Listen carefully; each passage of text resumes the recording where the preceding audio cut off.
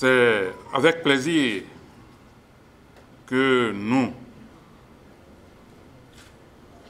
la marraine et moi, que nous avons le plaisir de parrainer la distinction honorifique au grade des grands officiers de la bonne gouvernance dans l'ordre mondial des ambassadeurs de la bonne gouvernance, qui est l'une des récompenses accordées par l'ONG internationale, l'Observatoire mondial de la bonne gouvernance, aux personnes physiques ou morales en phase avec la bonne gouvernance dans le monde et en particulier au Bénin.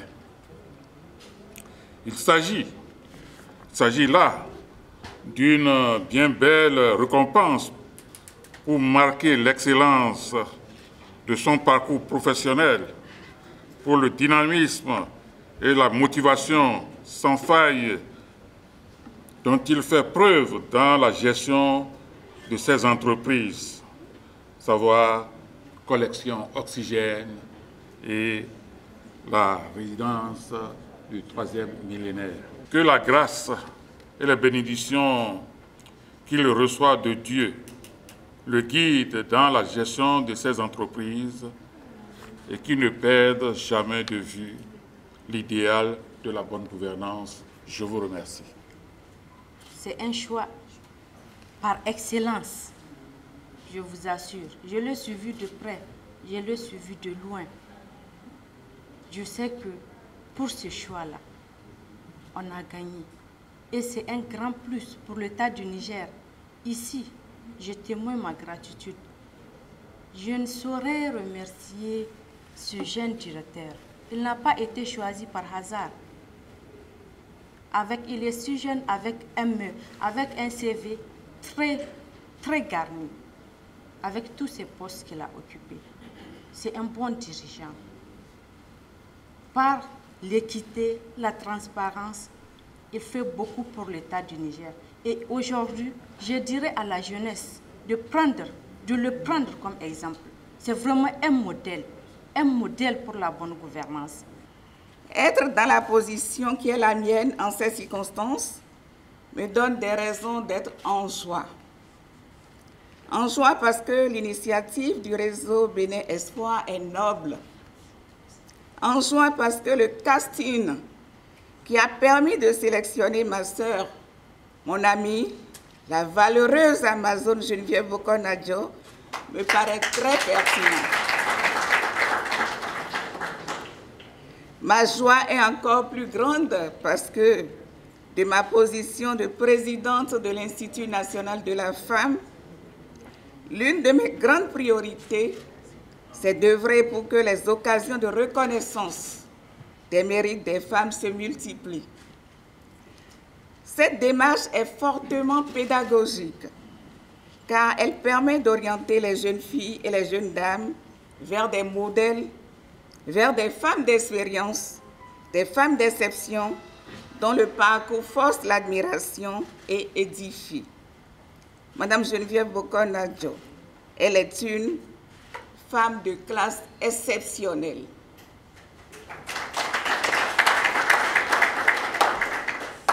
Dans le monde associatif, j'ai eu le bonheur de l'avoir fait des exploits.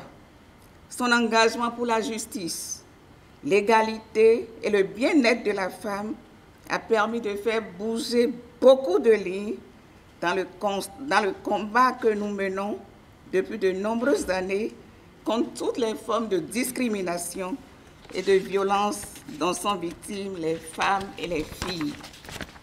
Les résultats de nos nombreuses années de lutte commune sur ce vaste sentier prouvent déjà aujourd'hui que la réussite est possible et que le défi peut être relevé.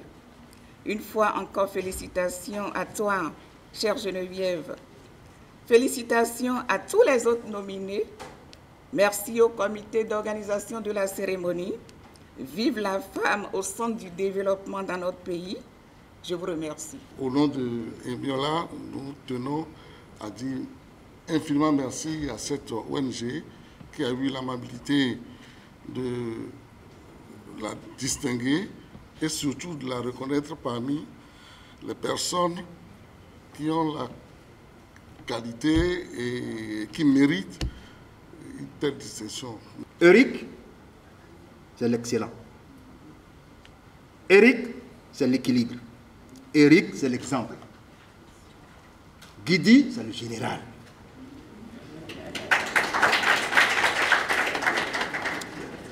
Je toucherai juste quelques aspects pour parler de lui. Homme de paix, le conciliateur. Eric Guidi, comme ami, est une chance. Les conflits entre parents, amis, l'attriste.